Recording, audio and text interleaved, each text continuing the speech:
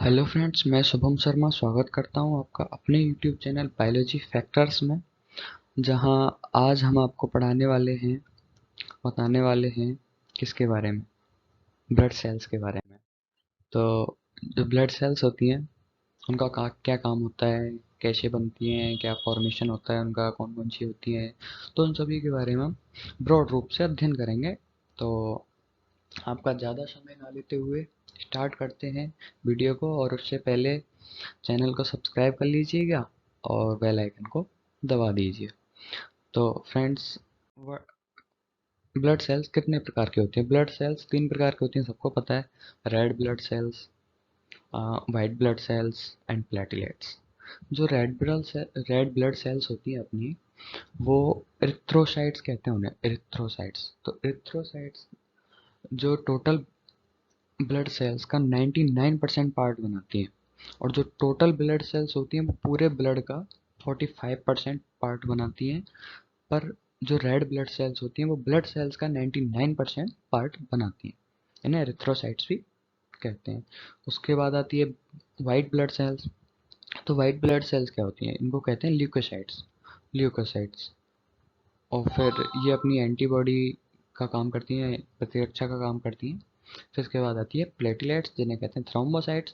Platelets और white blood cells दोनों मिलकर के पूरी ब्लड सेल्स का 1% बनाती हैं, और जो रेड ब्लड सेल्स होती है वो 99% बनाती है। तो देखते हैं।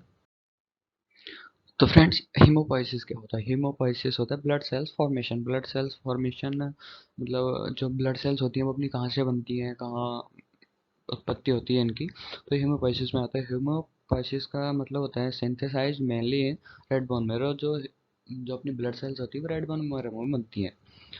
तो रेड बोन मेरो कहाँ पाया जाता है? रेड बोन मेरो पाया जाता है अपनी लॉन्ग जो बोन होती हैं, जैसे कि फीमर ह्यूमरस, और जो इरेगुलर बोन जैसे कि स्टर्नम एंड फ्लैट बोन, इनमें पाया जाता है। और from pluripotent stem cells and go through several developing stages before entering the blood। तो अपनी जो प्लेरिपोटेंट स्टेम सेल्स क्या होती हैं? ऐसे सेल्स जो किसी भी सेल की शेप ले सकते हैं। ये क्या है कि जैसे कोई भी सेल की हमेशा शेप ले सकते हैं, कहीं भी वो कर सकते हैं, ये ढल सकते हैं। तो एंड ग्रो थ्रो, और जो ये सेल्स होती हैं ये तीनों तरह की सेल्स बनाती हैं, आरबीसी, डब्ल्यूबीसी, प्लेटलेट्स, ये बनाती हैं। तो ये ब्लड में इंटर होने से पहले बहुत सारी प्रक्रियाओं, डेवलपिंग प्रोसेस से गुजरती हैं। उनको मैं अभी आपको नहीं बता सकता क्योंकि वीडियो ज़्यादा लंबी हो जाएगी, तो उसको नेक्स्ट वीडियो में हम बताएंगे। तो ये क्या है? Go through several developing stages before entering the blood. जो सम लिम्फोसाइट, मतलब कुछ जो लिम्फोसाइट्स होती हैं, लिम्फोसाइट्स को कह सकते हैं अपना डब्ल्यूबीसी। एक तरह की डब्ल्यूबीसी होती हैं लिम्फोसाइट्स। इनको additionally produced in lymphoid tissue. ये क्या है? लिम्फोइड टिश्यू से प्रोड्यूस होती हैं। ये क्या है? एज अ एक्सेप्शन कह सकते हैं इसे।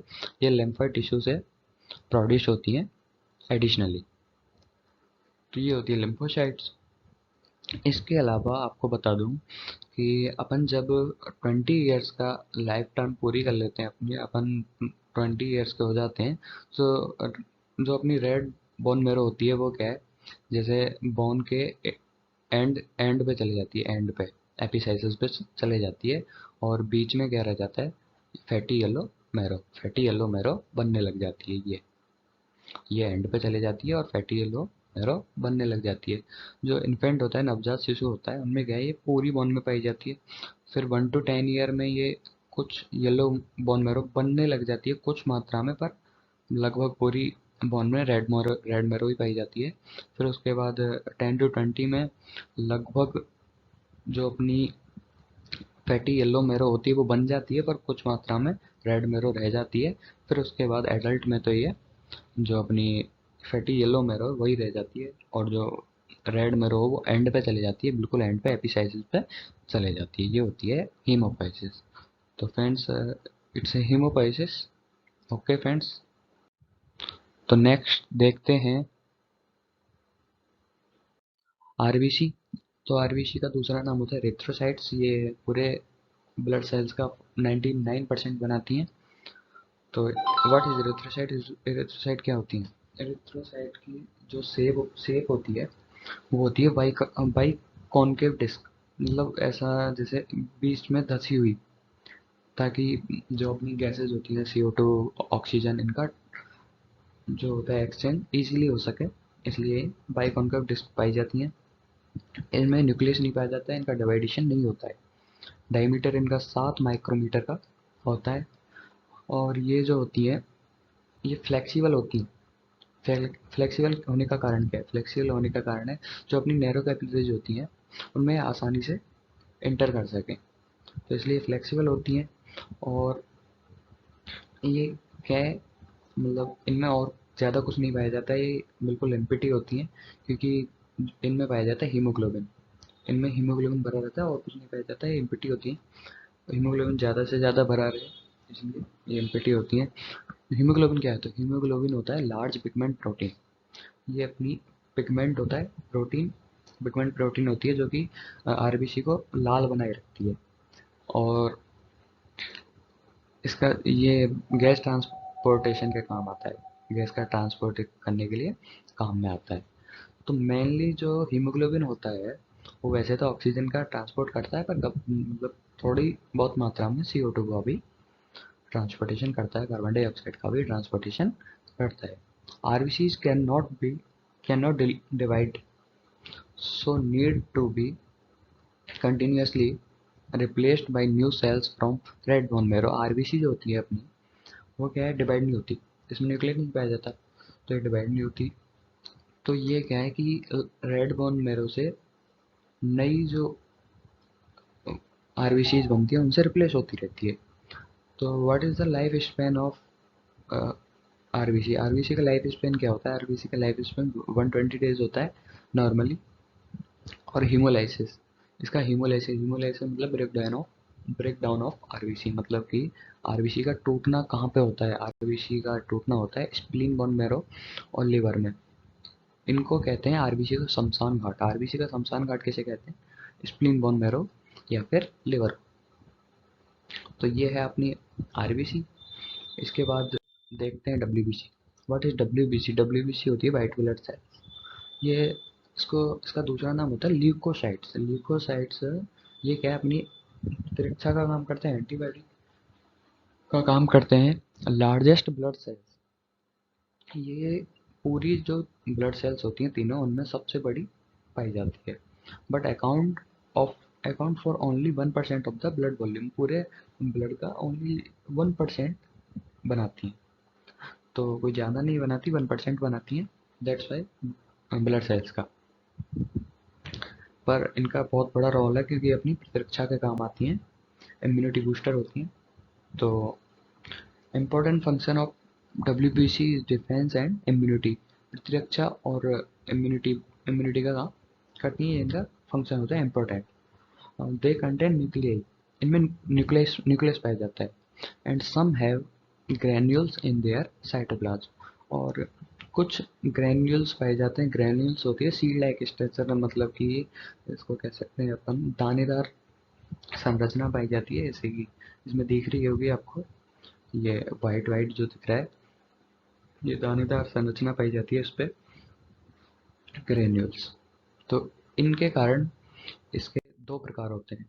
कौन कौन से? ल्यूकोसाइट्स कितने प्रकार की होती है? दो प्रकार की, ग्रेन्युलोसाइट्स और एग्रेन्युलोसाइट्स। ग्रेन्युलोसाइट्स क्या होते हैं? जिनमें ग्रेन्युलर ल्यूकोसाइट्स जिनमें ग्रेन्यूल्स पाए जाते हैं, और एग्रेन्युलोसाइट्स जिनमें ग्रेन्यूल नहीं पाए जाते। और जो ग्रेन्युलोसाइट्स होते हैं वो अपने 3 प्रकार के होते हैं, और जो एक ग्रेनुलोसाइट्स होते हैं वो 2 प्रकार के होते हैं। ये पिगमेंट के हिसाब से होते हैं, मतलब कौन सा रिएजेंट, कौन सा कलर ये ऑब्जर्व करें उस हिसाब से इनका नाम है। पहला होता है इओसिनोफिल्स, बेसोफिल, न्यूट्रोफिल्स। ये होते हैं ग्रेनुलोसाइट्स के प्रकार। और एग्रेनुलोसाइट्स के प्रकार होते हैं लिम्फोसाइट्स। लिम्फोसाइट्स के भी 2 प्रकार होते हैं, बी लिम्फोसाइट्स और टी लिम्फोसाइट्स। और तीसरा होता है वो सॉरी दूसरा होता है मोनोसाइट्स। ग्रेनुलोसाइट्स के दो टाइप होते हैं, कौन कौन से? Lymphocytes and monocytes. और लिम्फोसाइट्स के दो टाइप होते हैं, बी लिम्फोसाइट और टी लिम्फोसाइट्स। तो आगे बढ़ते हैं। What is platelets? प्लेटलेट्स क्या होती हैं यार? कहते हैं ना ये प्लेट्स गिर गई, डेंगू हुआ और प्लेट्स गिर गई, वही प्लेटलेट्स हैं। तो प्लेटलेट्स जो होती हैं इनको कहते हैं थ्रोम्बोसाइट्स, इनका दूसरा नाम होता है थ्रोम्बोसाइट्स। तो ये वेरी स्मॉल डिस्क होती है, सबसे छोटी डिस्क पाई जाती है। और इसका जो डायमीटर होता है 2 to 4 माइक्रोमीटर होता है। और they have no nuclei, their cytoplasm is packed with granules. मतलब ये इनमें न्यूक्लियस नहीं पाया जाता, पर इनका जो साइटोप्लाज्म होता है वो किससे पैक्ड होता है? Granules that contains blood clotting factors and cause haemostasis. मतलब जो ग्रेन्यूल्स होते हैं वो क्या है? ब्लड क्लॉटिंग फैक्टर्स को कंटेन करके रखते हैं, अपने अंदर रखते हैं। ब्लड क्लॉटिंग फैक्टर्स क्या काम आते हैं? खून का, जैसे अपने बॉडी में कट लग गया, वहां से ब्लीडिंग चालू हो गई, तो ब्लीडिंग को रोकने के लिए जो थक्का जमाने के लिए काम आते हैं वो ब्लड क्लॉटिंग फैक्टर होते हैं, जैसे फाइब्रिनोजन। तो ये इनको कंटेन करके रखता है। हीमोस्टेसिस क्या कहते हैं? ब्लड का थक्का जमाना। तो ये इसके काम आती है। और जो प्लेटलेट्स का लाइफ स्पैन होता है, मतलब जो लाइफ की टाइमिंग होती है वो उसे 8 to 11 डेज, सॉरी, तो 8 से 11 दिन ये जीवित रह पाती हैं, फिर नई बन जाती हैं।